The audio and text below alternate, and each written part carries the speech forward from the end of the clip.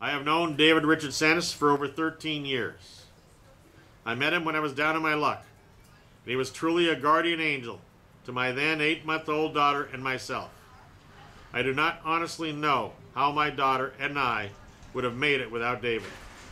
He took us out of a very dangerous situation and relocated us. He also provided airfare out of California to a, quote, safer state, close quote, as well as much needed baby items at a time when I was on my emotional and financial lowest. I have met so many others who have been the beneficiary of Santis' philanthropy. A wonderful woman named Penny Cooper, now deceased, ran a drug rehabilitation center which was funded by David. Penny was one of the most generous and giving women I have ever met. She never turned down someone in need. David has literally taken those in need off the street and offered them a hand up, not a handout.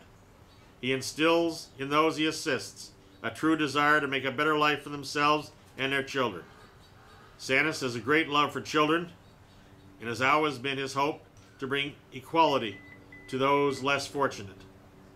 So many consider him their, quote, angel, close quote, and I am lucky to have such a wonderful, loving, and giving friend. Carl Handler. He's now one of my daughters.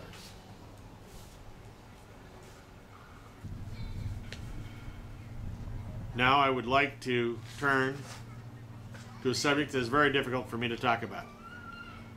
Charity. The first document I want to put into this file is a single page Department of U.S. Treasury document that indicates that I owed for the year 1998 $266,825.69 in IRS taxes. And another document, one page, for the year 1997 that I owed $117,690 to the IRS in that year. I'm enclosing another one-page document from the IRS for the tax year December that ended December 31, 1999, that I owe the IRS $163,846.76 for that year. I'm enclosing also another one-page IRS documents for tax year ending December 31, 2000 that indicates that I owed $57,535.06 for that year, income taxes. Lastly, I'm including a document from the IRS that I owed as of December 31, 2001 for that year, $81,412.93 in United States taxes. That's a total tax bill for those 5 years of $687,612. I am proud to say that I didn't pay a penny of those taxes for that period of time. Why is, of course, the interesting part. For over 50 years, I have personally lived as simple a fashion as I could, so that I could spend my time and money on helping others who were less fortunate. For example, from 1970 until 1982, I spent 1 day a week at the Washington State Penitentiary for Women at Purdy, Washington, counseling women in prison. Most of my time, and over $14 million plus in cash, has been given to help alcoholics, addicts, and their children.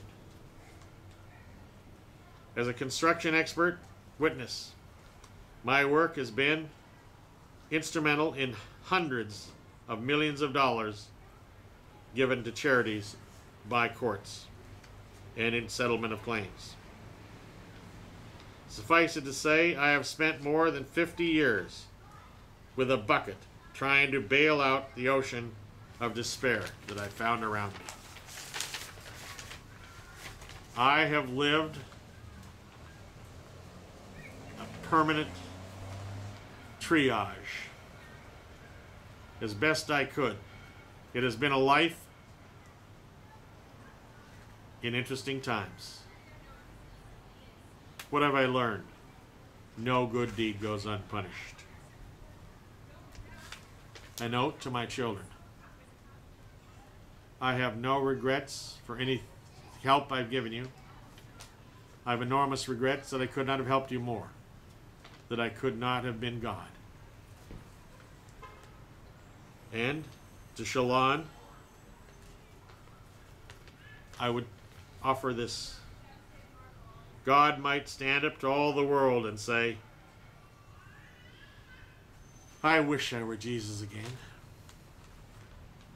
Shalon is the love of my life.